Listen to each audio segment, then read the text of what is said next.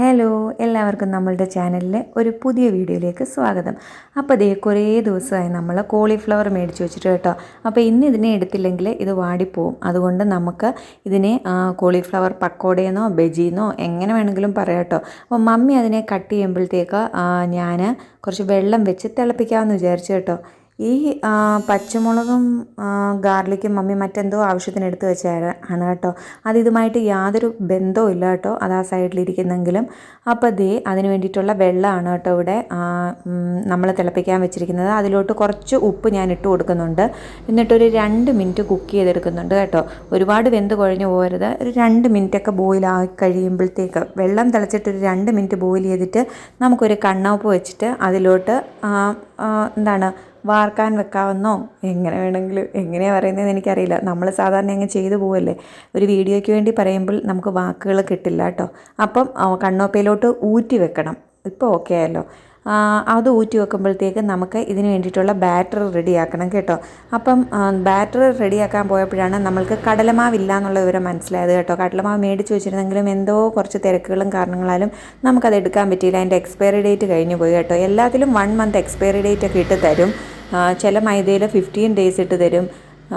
ശരിക്കും എനിക്ക് തോന്നുന്നത് ഇവരുടെ സാധനങ്ങൾ ചിലവാകാൻ വേണ്ടിയിട്ട് ഇട്ട് തരുന്നതാണ്. പക്ഷേ ഈ വന്ന കാലത്ത് എല്ലാത്തിലും മായം കലർത്തിയാണല്ലോ തരുന്നത്. അപ്പോൾ ഈ എക്സ്പയറി ഡേറ്റ് കഴിഞ്ഞ് ഉപയോഗിക്കാനും നമുക്കൊരു മടിയായിരിക്കും. അപ്പോൾ അതിന് വേണ്ടിയിട്ട് നമ്മൾ കുറച്ച് കോൺഫ്ലോർ എടുത്തിട്ടുണ്ട്. എനിക്ക് അളവൊന്നും പറയാനറിയില്ല കേട്ടോ. ഞാനെല്ലാം ഒരു കണക്ക് വെച്ചിട്ടാണ് എടുക്കുന്നത്. അപ്പോൾ കോൺഫ്ലോറും അരിപ്പൊടിയാണ് കേട്ടോ. അരിപ്പൊടിയും എല്ലാം നമ്മുടെ ഒരു ഐഡിയ വെച്ചിട്ടാണ് കേട്ടോ.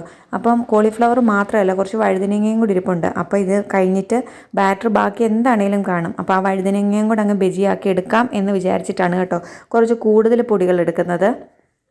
അപ്പോൾ കോൺഫ്ലോറും അരിപ്പൊടിയും ഒരു നുള്ള് ബേക്കിംഗ് സോഡയും കാശ്മീരി ചില്ലിയാണ് കേട്ടോ എടുത്തിരിക്കുന്നത്. ഇവിടുത്തെ കാശ്മീരി ചില്ലിക്ക് ഭയങ്കര കളറാണ് കേട്ടോ. കാണുമ്പോൾ തന്നെ നല്ല രസമില്ലേ. ഇവിടെ അടുത്ത മില്ലിൽ നിന്ന് മേടിക്കുന്നതാണ് കേട്ടോ.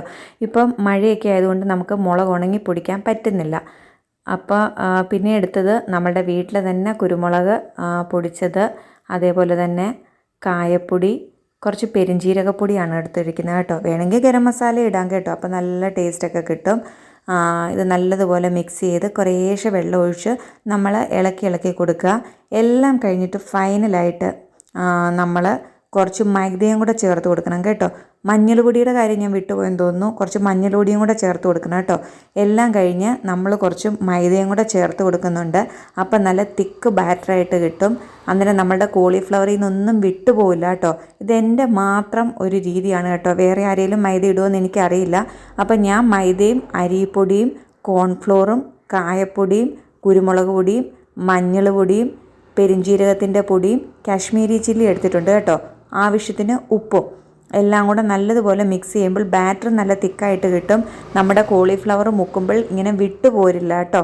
അപ്പോൾ 2 മിനിറ്റ് നമ്മൾ ബോയിൽ ചെയ്ത് വെച്ച കോളിഫ്ലവർ വെച്ചിട്ടുണ്ടായിരുന്നു. അപ്പോൾ അത് ഇതിലേക്കിട്ട് കുറേശ്ശെയായിട്ട് ഇങ്ങനെ ഇളക്കി കൊടുക്കണം കേട്ടോ. ഒരുമിച്ചെല്ലാം കൂടി ഇട്ട് ഇളക്കാമെന്ന് വിചാരിച്ചു കഴിഞ്ഞാൽ നമ്മളുടെ ആ ഫ്ലവർ അതിൽ നിന്ന് ഇങ്ങനെ വിട്ട് പോകും. കൈ കൊണ്ടാണെങ്കിൽ നമ്മളുടെ കൈ ഫുള്ളാവുമല്ലോ, അതുകൊണ്ടാണ് കേട്ടോ സ്പൂൺ എടുത്തത്. അപ്പോൾ കയ്യിലും ആവില്ല, മാവും വേസ്റ്റ് ആവില്ല, ആ സ്പൂണിൽ തന്നെ സംഗതി അങ്ങ് നിന്നോളും. അപ്പോൾ നമ്മൾ നല്ല വെളിച്ചെണ്ണ എടുത്തിട്ടുണ്ട്. വെളിച്ചെണ്ണ ചൂടായി വരുമ്പോഴത്തേക്ക് നമുക്ക് നമ്മളുടെ കോളിഫ്ലവർ ഇട്ട് പൊരിച്ചെടുക്കാം കേട്ടോ.